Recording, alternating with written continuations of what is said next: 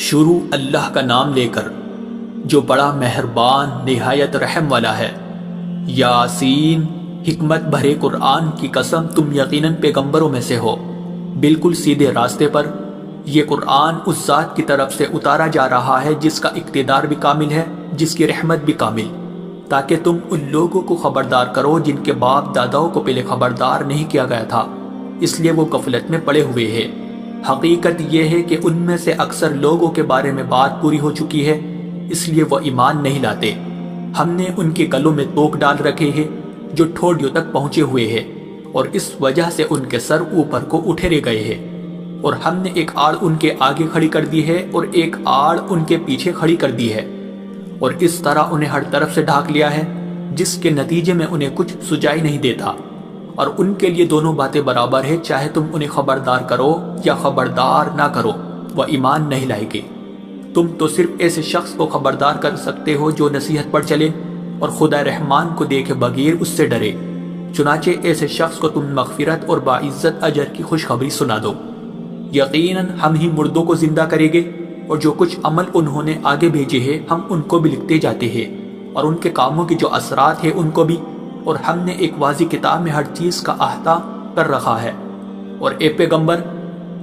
تم ان کے سامنے ایک بستی والوں کی مثال پیش کرو جب ان کے پاس رسول آئے تھے۔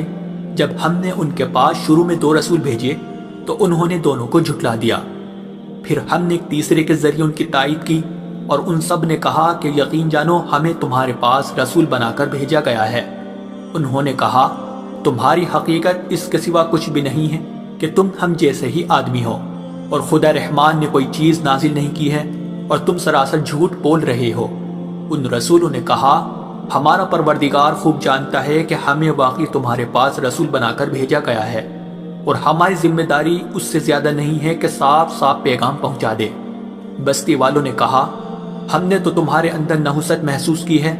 یقین جانو اگر تم باز نہ آئے تو ہم تم پر پتھر برسائے گی اور ہمارے ہاتھوں تمہیں بڑی دردناک سزا ملے گی۔ رسولوں نے کہا تمہاری نحوست خود تمہارے ساتھ لگی ہوئی ہے، کیا یہ باتیں اس لیے کر رہے ہو کہ تمہیں نصیحت کی بات پہنچائی گئی ہے؟ اصل بات یہ ہے کہ تم خود حد سے گزرے ہوئے لوگ ہو۔ اور شہر کے پلے علاقے سے ایک شخص دوڑتا ہوا آیا، اس نے کہا اے میری قوم کے لوگوں، ان رسولوں کا کہنا مان لو، ان لوگوں کا کہنا مان لو جو تم سے کوئی اجرت نہیں مانگ رہے اور وہ صحیح راستے پر ہے، اور بھلا میں اس ذات کی عبادت کیوں نہ کروں جس نے مجھے پیدا کیا ہے، اور اسی کی طرف تم سب کو واپس بھیجا جائے گا۔ بھلا کیا اسے چھوڑ کر میں ایسوں کو معبود مانوں کہ اگر خدا رحمان مجھے کوئی نقصان پہنچانے کا ارادہ کر لے تو ان کی سفارش میرے کسی کام نہ آئے، اور نہ وہ مجھے چھڑا سکے۔ اگر میں ایسا کروں گا تو یقیناً میں کھلی گمراہی میں مبتلا ہو جاؤں گا۔ میں تو اپنے پروردگار پر ایمان لا چکا، اب تم بھی میری بات سن لو۔ آخرکار بستی والوں نے اسے قتل کر دیا، اور اللہ کی طرف سے اس سے کہا گیا کہ جنت میں داخل ہو جاؤ۔ اس نے جنت کی نعمتیں دیکھ کر کہا کہ کاش میری قوم کو معلوم ہو جائے کہ اللہ نے کس طرح میری بخشش کی ہے اور مجھے باعزت لوگوں میں شامل کیا ہے۔ اور اس شخص کے بعد ہم نے اس کی قوم پر آسمان سے کوئی لشکر نہیں اتارا، اور نہ ہمیں اتارنے کی ضرورت تھی،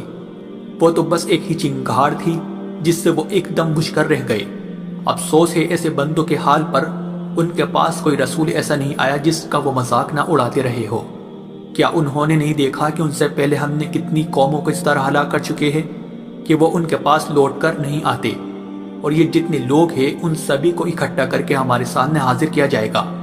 اور ان کے لیے ایک نشانی وہ زمین ہے جو مردہ پڑی ہوئی تھی، ہم نے اسے زندگی عطا کی، اور اس نے غلہ نکالا جس کی خوراک یہ کھاتے ہیں، اور ہم نے اس زمین میں کھجوروں اور انگوروں کے باغ پیدا کیے، اور ایسا انتظام کیا کہ اس میں سے پانی کے چشمے پھوٹ نکلے تاکہ یہ اس کی پیداوار میں سے کھائے، حالانکہ اس کو ان کے ہاتھوں نے نہیں بنایا تھا۔ کیا پھر بھی یہ شکر نہیں کریں گے؟ پاک ہے وہ ذات جس نے ہر چیز کے جوڑے جوڑے پیدا کیے ہیں، اس پیداوار کے بھی جو زمین اگاتی ہے، اور خود ان انسانوں کے بھی اور ان چیزوں کے بھی جنہیں یہ لوگ ابھی جانتے تک نہیں ہیں۔ اور ان کے لیے ایک اور نشانی رات ہے، ہم اس پر سے دن کا چھلکا اتار لیتے ہیں تو وہ یکایک اندھیرے میں رہ جاتے ہیں، اور سورج اپنے ٹھکانے کی طرف چلا جا رہا ہے۔ یہ سب اس ذات کا مقرر کیا ہوا نظام ہے جس کا اقتدار بھی کامل ہے، جس کا علم بھی کامل۔ اور چاند ہے کہ ہم نے اس کی منزل تاب تول کر مقرر کر دی ہے،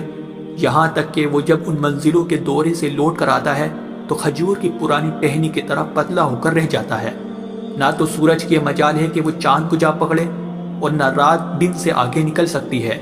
اور یہ سب اپنے اپنے مدار۔ اور ان کے لیے ایک اور نشان یہ ہے کہ ہم نے ان کی اولاد کو بھری ہوئی کشتی میں سوار کیا، اور ہم نے ان کے لیے اسی جیسی اور چیزیں بھی پیدا کی جن پر یہ سواری کرتے ہیں،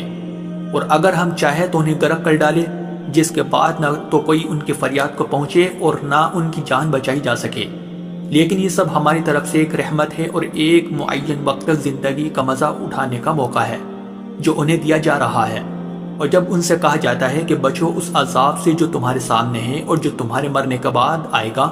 تاکہ تم پر رحم کیا جائے، تو وہ ذرا کان نہیں دھرتے، اور ان کے پروردگار کی نشانیوں میں سے کوئی نشانی ایسی نہیں آتی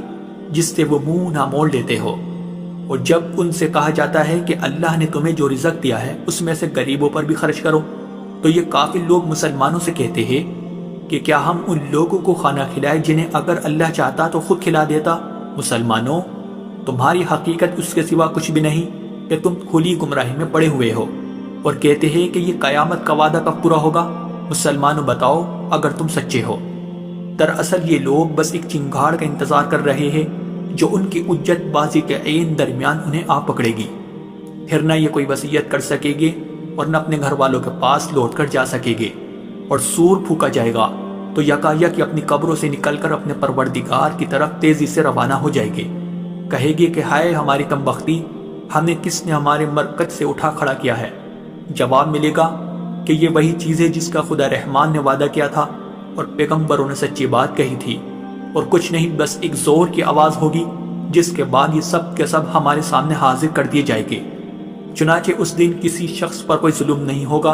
اور تمہیں کسی اور چیز کا نہیں، بلکہ انہی کاموں کا بدلہ ملے گا جو تم کیا کرتے تھے۔ جنت والے لوگ اس دن یقیناً اپنے مشغلے میں مگن ہوگے، اور وہ ان کی بیویاں گھنے سایوں میں آرام دانشتوں پر ٹیک لگائے ہوئے ہوگے۔ وہاں ان کے لیے میوے ہوگے اور انہیں ہر وہ چیز ملے گی جو وہ منگوائے گے۔ رحمت والے پروردگار کی طرف سے انہیں سلام کہا جائے گا، اور کافروں سے کہا جائے گا کہ اے مجرموں، آج تم مومنوں سے الگ ہو جاؤ۔ اے آدم کے بیٹو، کیا میں نے تمہیں یہ تاکید نہیں کر دی تھی کہ تم شیطان کی عبادت نہ کرنا، وہ تمہارا کھلا دشمن ہے، اور یہ کہ تم میری عبادت کرنا، یہی سیدھا راستہ ہے۔ اور حقیقت یہ ہے کہ شیطان نے تم میں سے ایک بڑی خلقت کو گمراہ کر ڈالا، تو کیا تم سمجھتے نہیں تھے؟ یہ ہے وہ جہنم جس سے تمہیں ڈرایا جاتا تھا، آج اس میں داخل ہو جاؤ کیونکہ تم کفر کیا کرتے تھے۔ آج کے دن ہم ان کے منہ پر مہر لگا دیں گے، اور ان کے ہاتھ ہم سے بات کریں گے، اور ان کے پاؤں گواہی دیں گے کہ وہ کیا کمائی کیا کرتے تھے۔ اور اگر ہم چاہیں تو یہی دنیا میں ان کی آنکھیں مل یا میٹ کر دیں، پھر یہ راستے کی تلاش میں بھاگے پھریں، لیکن انہیں کہاں کچھ سجا۔ اور اگر ہم چاہیں تو ان کی اپنی جگہ پر بیٹھے بیٹھے ان کی صورتیں اس طرح مسخ کر دے کہ یہ نہ آگے بڑھ سکے اور نہ پیچھے لوٹ سکے۔ اور ہم جس شخص کو لمبی عمر دیتے ہیں اسے تخلیقی اعتبار سے الٹ ہی دیتے ہیں، کیا پھر بھی انہیں عقل نہیں آتی؟ اور ہم نے اپنے ان پیغمبروں کو نہ شاعری سکھائی ہے اور نہ وہ ان کے شایان شان ہیں، یہ تو بس ایک نصیحت کی بات ہے، اور ایسا قرآن جو حقیقت کو کھول کھول کر بیان کرتا ہے تاکہ ہر اس شخص کو خبردار کرے جو زندہ ہو، اور تاکہ کفر کرنے والوں پر حجت پوری ہو جائے۔ اور کیا انہوں نے یہ نہیں دیکھا کہ ہم نے اپنے ہاتھوں کی بنائی ہوئی چیزوں میں سے ان کے لیے مویشی پیدا کیے، اور یہ ان کے مالک بنے ہوئے ہیں، اور ہم نے ان مویشیوں کو ان کے قابو میں دے دیا ہے، چنانچہ ان میں سے کچھ وہ ہے جو ان کی سواری بنے ہوئے ہیں، اور کچھ وہ ہے جنہیں یہ کھاتے ہیں، نیز ان کو ان مویشیوں سے اور بھی فائدہ حاصل ہوتے ہیں اور پینے کی چیزیں ملتی ہے، کیا پھر بھی یہ شکر نہیں بجا لائے گے؟ اور انہوں نے اللہ کو چھوڑ کر اس امید پر دوسرے خدا بنا رکھے ہیں کہ انہیں ان سے مدد ملے، حالانکہ ان میں یہ طاقت ہی نہیں ہے کہ ان کی مدد کر سکے، بلکہ وہ ان کے لیے ایک ایسا مخالف لشکر بنے گے جسے قیامت میں ان کے سامنے حاضر کر لیا جائے گا۔ غرض اے پیغمبر، ان کی باتیں تمہیں رنجیدہ نہ کریں، یقین جانو ہمیں سب معلوم ہے کہ یہ کیا کچھ چھپاتے اور کیا کچھ ظاہر کرتے ہیں۔ اور کیا انسان نے یہ نہیں دیکھا کہ ہم نے اسے نطفے سے پیدا کیا تھا، پھر اچانک وہ کھلم کھلا جھگڑا کرنے والا بن گیا؟ ہمارے بارے میں تو وہ باتیں بناتا ہے اور خود اپنی پیدائش کو بھلا بیٹھا ہے، کہتا ہے کہ ان ہڈیوں کو کون زندگی دے گا جبکہ وہ گل چکی ہوگی؟ کہہ دو کہ ان کو وہی زندگی دے گا جس نے انہیں پہلی بار پیدا کیا تھا، اور وہ پیدا کرنے کا ہر کام جانتا ہے۔ وہی ہے جس نے تمہارے لیے سرسبز درخت سے آگ پیدا کر دی ہے، پھر تم ذرا سی دیر مجھ سے سلگانے کا کام لیتے ہو؟ بھلا جس ذات نے آسمانوں اور زمین کو پیدا کیا ہے، کیا وہ اس بات پر قادر نہیں ہے کہ ان جیسوں کو دوبارہ پیدا کر سکے؟ کیوں نہیں، جبکہ وہ سب کچھ پیدا کرنے کی پوری مہرت رکھتا ہے۔ اس کا معاملہ تو یہ ہے کہ جب وہ کسی چیز کا ارادہ کر لے تو صرف اتنا کہتا ہے کہ ہو جا، بس وہ ہو جاتی ہے۔ غرض پاک ہے وہ ذات جس کے ہاتھ میں ہر چیز کی حکومت ہے، اور اسی کی طرف تم سب کو آخر کار لے جایا جائے۔